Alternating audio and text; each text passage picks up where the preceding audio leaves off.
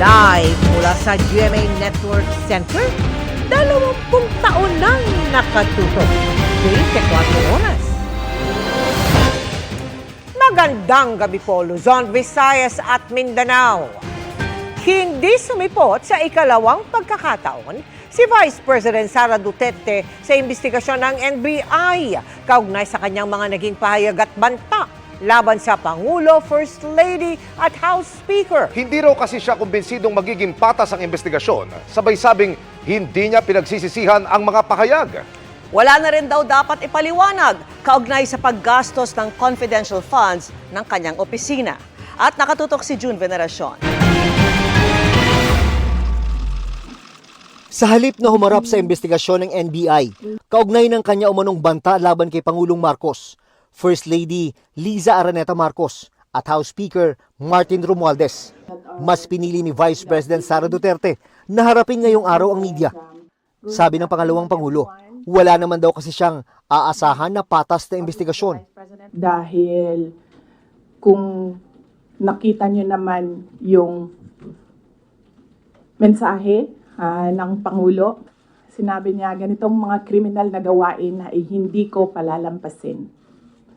So, makita na natin, no, the pronouncements of the President, meron ng bias doon. So, kahit pang sabihin nila na merong investigasyon, sa simula pa lang, nagdesisyon na sila na mag-file sila ng cases. Ma'am, do you regret saying or making such threat to the President and the First Lady and the Speaker? No, ma'am. Buti na yung alam nila, ma'am, na pag namatay ako, hindi talaga ako, I will not die in vain. Handa na rin daw si Duterte sa anumang mangyari, kabilang na ang impeachment complaint na isinampa kaugnay ng paggamit niya sa confidential funds.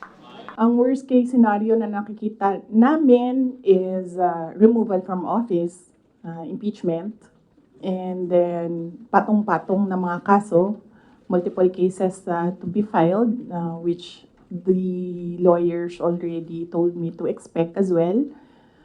That is why I just decided not to go to the NBI. Haharapin daw niya ang mga kasong isasampa sa korte, kahit pa umabot sa puntong siya ay makulong. Kabilang sa mga pinag-uusapang kaso laban kay Duterte ay paglabag sa anti-terrorism law at plunder na hindi pwedeng piyansahan. I do not plan to leave the country or I do not plan to hide if there will be a warrant of arrest. Mainly because my children are here. Sa kabila ng mga problemang kinakaharap ngayon ni Duterte, nakaramihan ay nag-ugat sa questionable umanong paggamit ng confidential funds. Nanindigan siya, wala siyang dapat ipaliwanag. Wala raw siyang kinalaman sa paghahanda ng mga acknowledgement receipts na lumabas sa investigasyon ng House of Representatives, kung saan kinwestiyon kung totoong mga tao ba ang nakatanggap ng pera mula sa confidential funds, tulad ng isang Mary Grace Piatos na wala sa record ng PSA. So it is wrong to say that I am evasive. I am definitely not answering questions about the use of the fund, about confidential funds, because it pertains to national security and the lives of the people involved in intelligence operations. Malinaw daw na ang pagsilip sa gastos sa confidential funds ay may kinalaman sa 2028 elections. If you are in aid of legislation and you want to legislate about confidential funds, you do not target one office. Why not call the office of the President who has billions and billions of confidential funds? Nanindigan si Duterte na may banta sa kanyang buhay at dokumentado raw ito. Pero ayaw niya raw ibigay ang mga detalye sa mga law enforcement agency dahil wala siyang tiwala. Sumulat daw si Duterte kay AFP Chief of Staff General Romeo Bronner Jr. na kapag may na-pull out na namang miyembro ng Vice Presidential Security and Protection Group, hindi na raw siya tatanggapan ng kapalit. So we are exploring private security services. There are professional security services. So that's not considered as a private army. And I do not know if these individuals are allowed to bring guns. So that makes them less of an army, ma'am, kung wala silang baril. Tanggap na raw ng pangalawang Pangulo, ano man ang mangyari. I'm at peace with whatever happens to me. Staying and finishing my term because that is my contract with the Filipino people, and I am at peace going if I will be removed from office. Para sa GMA Integrated News, June Veneracion, Nakatutok, 24 Oras.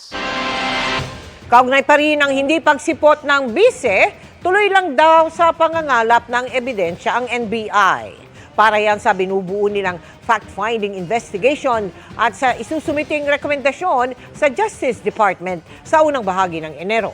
Nakatutok si John Consulta. Sa ikalawang pagkakataon, hindi sinipot ni Vice President Sara Duterte ang investigasyon ng NBI kaugnay sa mga sinasabing banta ng bise sa bahay nila Pangulong Bongbong Marcos, First Lady Liza Marcos at Speaker Martin Romualdez. Sa halip, ang kanyang legal counsel ang dumating. Hindi siya darating eh, hindi darating. Yun lang ho, hanggang doon lang ho ako, hanggang doon lang. Oo. In the future, sir, possible... Kailangan niyo na ho si Judge, no? In the future, possible pa ba siya dumating? In the future, possible pa siya dumating? Wala akong masasabi. Hindi ko masasabi yun. Bitbit niya ang sulat na nagsasaad na pinayuhan ng mga abogado ang bise na huwag dumalo sa imbitasyon ng NBI at huwag din magpasa ng sworn statement o affidavit. Binasa ni NBI Director Jaime Santiago ang bahagi ng sulat. With due respect, we just state that obvious that the Honorable Secretary of Justice is this office administrative superior, head of agency and the President's alter ego, while the Honorable Executive Secretary is the President's chief alter ego. Given these facts, you will kindly understand our client's prudence in her cooperation with the office and her desistance from appearing and giving any statement on December 11 today, 2024. Hindi natin siya masisisi kung gano'n ang pag-iisip niya, but then kami nananatili malinis ang aming konsensya that the investigation will be fair, wala kaming kikilingan, the investigation will be impartial. Kami mananatiling NBI, ang institusyon na mapapagkatiwalaan ng ating taong bayan. Ayon pa sa NBI, itutuloy nila ang kanilang pangangalap ng ebidensya at inaasahang maisusumite ang resulta ng kanilang fact-finding investigation at recommendation sa DOJ sa unang bahagi ng January. Pero ayon sa NBI, di pa rin nila sinasara ang pinto para sa Vice Presidente. Hanggat hindi pa kami nakakapag-finalize o biglang tumawag sa akin ni Vice President, Director, I will go there. Ano pa ba yung mga gusto niyong tanong? Welcome po yun. But we are no longer setting another date for her to appear. Nasa sa kanya na po yun. Sinusubukan pa namin kunan ng pahayag si Executive Secretary Lucas Bersamin at Secretary of Justice Boying Rimulya. Para sa GMA Integrated News, John Consulta, Nakatutok, 24 Oras. Problema pa rin ang baha at landslide sa ilang bahagi ng Calabarzon at Bicol Region. Sa Camarines Norte, isang bahay ang gumuho matapos lumambot ang lupa dahil sa walang tigil na pag-ulan. Ang paliwanag ng Pag-asa sa pagtutok ni Salima Refran.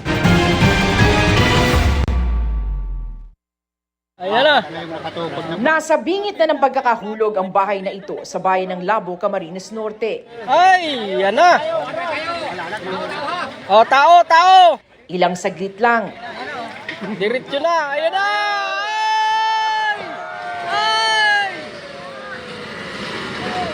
ang bahay tuluyan ng nilamon ng gumuhong lupa. Nakalikas naman ang may-ari ng bahay bago ang pagguho na resulta ng paglambot ng lupa dahil sa walang patid na pag-ulan. Ang nangyari, wala na pong ulan. Damay rin dyan ang bahagi ng Maharlika Highway. Bukod sa pagguho, may mga bitak din sa kalsada nito, kaya sinara muna sa mga motorista. Ito po yan sa barangay...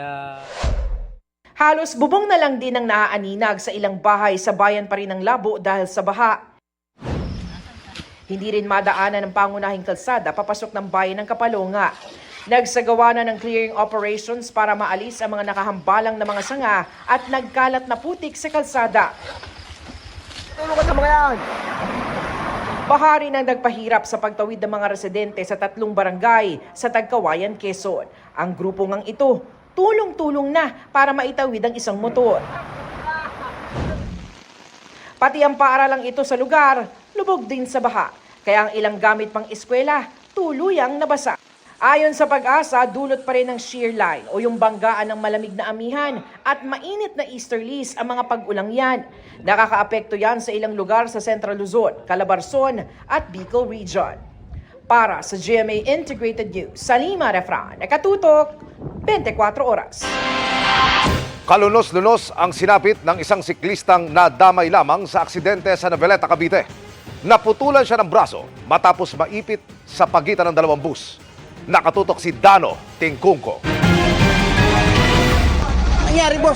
Papasok na sana sa trabaho ang lalaking ito nang madamay sa disgrasya sa barangay Magdiwang, Noveleta, Cavite kahapon ng umaga. Nadali kayo ba yung nakabike? Duguan ng 25 taong gulang na biktima matapos maputulan ng kanang braso. Ayon sa pulisya, papuntang Kawit ang isang minibus nang magulat daw ang driver na bigla itong nawalan ng preno. Ang pagkakasabi niya sa amin na araw-araw niya naman mini-maintenance yung baby bus niya na yung lahat ng pati yung brake. Nagulat na lang siya na nawalan siya ng preno yung pagdating doon. Nabangga nito ang biktima na nakasakay noon sa kanyang bisikleta. Dumiretso pa ang minibus hanggang sa makabangga ng isa pang bus. Pag-alos brake niya, umiwas siya dun sa sasakyan na sa harap niya. Pag-iwas niya, tumama siya sa waiting shade. Na nandun din yung bisikleta. Pagtama po sa bisikleta, naipit po sa bus. Tinumbok din ito ang dalawang nakaparadang tricycle bago tuluyang huminto. Sa ngayon nananatili sa ospital ang biktima na sasailalim sa operasyon. Nagkaareglo naman ang pamilya niya at driver ng bus pati operator nito. Inako rin ng operator ang gasto sa ospital. Pwede siyang makasuhan sana ng reckless imprudence resulting to serious physical injury and medical damage to property. Pero ang priority kasi ng pamilya na dun sa hospital ng kaya may pag-settle sila na dun sa nakabangga na bayaran lahat ng sa hospital at danyos dun sa bata. Para sa GMA Integrated News, Dano Tingkungko, nakatutok 24 oras. Hindi lang siksikan, problema na rin sa ilang evacuation center sa Negros Occidental ang kakulangan sa pagkain. Dahil hindi pa masabi kung kailan titigil ang aktibidad ng Bulkang Kanlaon, pinag-aaralan na ang deklarasyon ng State of Calamity. Nakatutok live si Eileen Pedreso ng GMA Regional TV. Eileen? Mel, pinaghahandaan na ng Lacasilyana LGU sakaling tumagal pa hanggang sa susunod na linggo ang mga evacuees dito sa evacuation center sa Lacasilyana sa Negros Occidental. Baka kasi ang ilan sa kanila ay dito na rin piliin na magdiwang ng Pasko.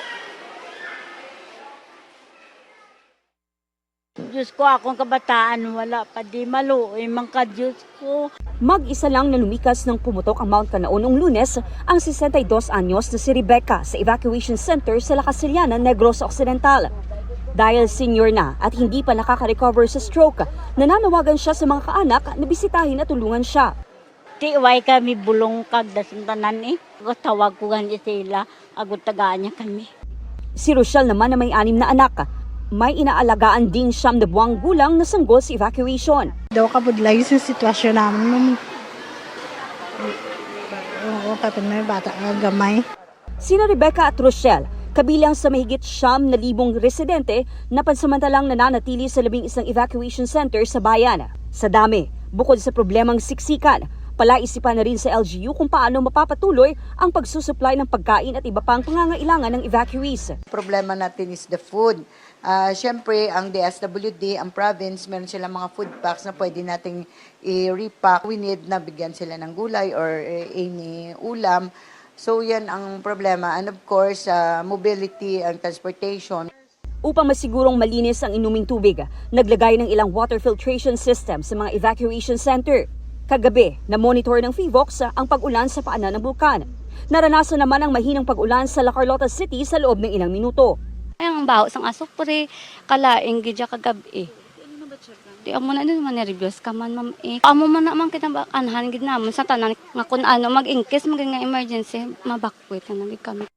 Sa gitna niyan, pinaghahanda pa rin ang lahat sa posibleng lahar flow sa tinatawag na downstream barangays. Sa La Carlota City, apektado ng ashfall ang mga taniman ng tubo. Apektado din man. Kaya na siyawira naman ang tubo para nga mayo ang tubo niya para nga hindi sa madami.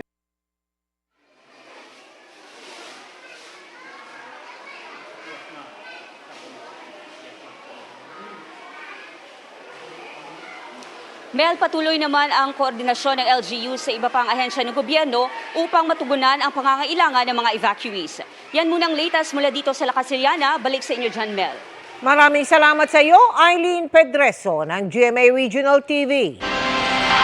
Pirma na lang ng Pangulo ang kulang sa mahigit 6 na trilyong pisong 2025 national budget matapos itong aprubahan sa Bicameral Conference Committee. Kabilang na dyan ang kontrobersyal na pondo para sa AKAP ng DSWD na unang inalis sa bersyon ng Senado, pati na ang budget ng Office of the Vice President na hindi na nadagdagan. Nakatutok si Mav Gonzalez. Bago na aprubahan sa BICAM ang panukalang mahigit 6 na trilyong pisong 2025 national budget, nagkaroon daw muna ng mahabang diskusyon sa pondo ng ayuda para sa Kapos ang Kita Program o AKAP. Inalis kasi ito sa bersyon ng Senado. Ngunit ibinalik ng BICAM kung saan pinag-iisa ang bersyon ng Senado at Kamara ng panukalang budget. Pero sa bersyon ng BICAM, binabaan ang pondo sa 26 billion pesos mula sa inilaan ng Kamara na 39 billion. Pwede na rin itong magamit, hindi lang ng mga kongresista, kundi pati mga senador. Linaw natin yung mga guidelines para dito kasi dati ito ay sa House initiative lamang. Ang co-equal body at para naman may transparency, ang Senate ay merong ding pagkakataon na makatulong sa pamamagitan ng AKAP. Ma'am, tama po ba? 21 billion para sa House, 5 billion for the Senate? More or less, ganon. We can have arrangements now with the Senate. We're looking forward to that.